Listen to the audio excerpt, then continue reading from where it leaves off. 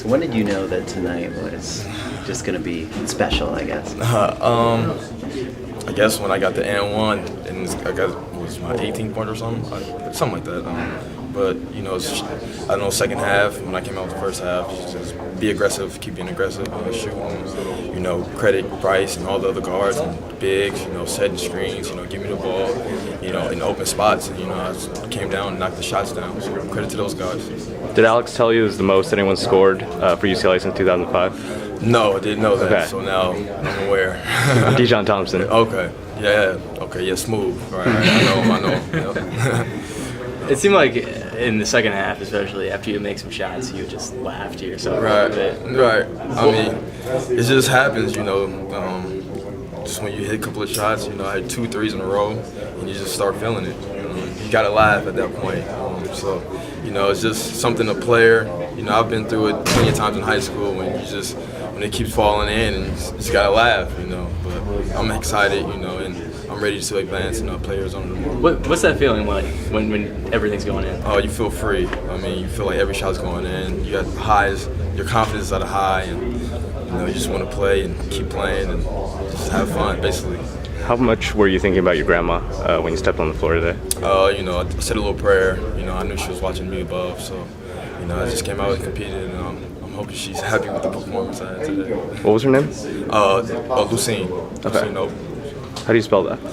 Lucine. Okay. How close were you guys? Oh, we're really close. I used to go visit her. You know, every time I had an off day, you know, with my mother.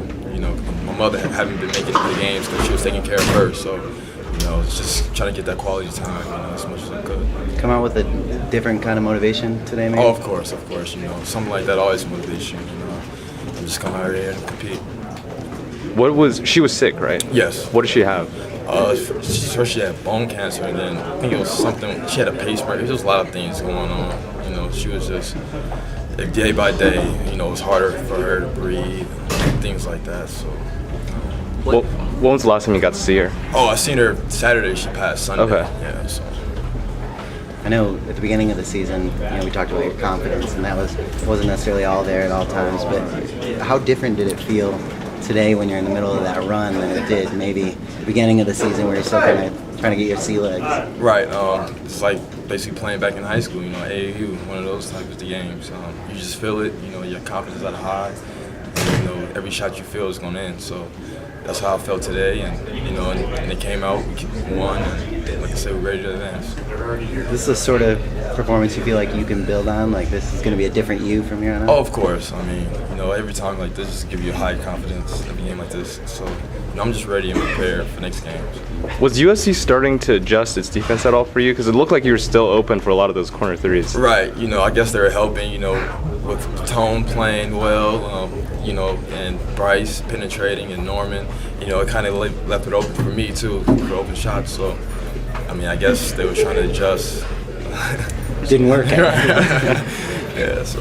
Were they shutting you off? It seemed like in the second half they started to kind of shut you off no matter where you were on the court. Right, yeah. That's when Yeah, they tried, you know, no help basically. Yeah. So that's what I kind of figured out. It was funny that you took that corner three and you airballed, and, Right. and everyone laughed. It's like, after all kind of this. slipped on my hands. And I shot it a little too fast. Should have took my time, but you know what happens. You know, that's the game of basketball. So. I almost had to remind you that you could still miss. Right, exactly. Isaac, what day was it that your grandma passed, you know? She died on Sunday. On Sunday. Did you consider at all not playing, or would she have wanted you to play, do you think? I think she wanted me to play.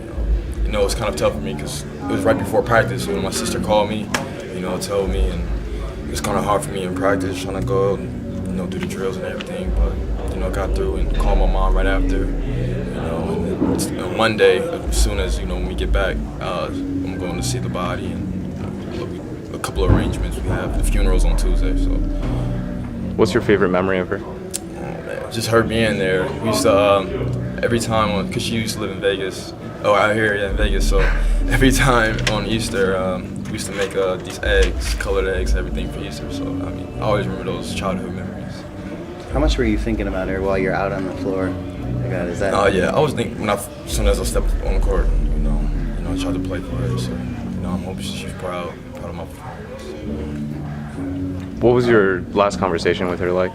Do you remember? You know, it was actually over the phone. Okay. It was actually over the phone. She just kind of talked about, you know, just she loved me, and you know, kind of like the the grandson, grandma type of talk. So, you know.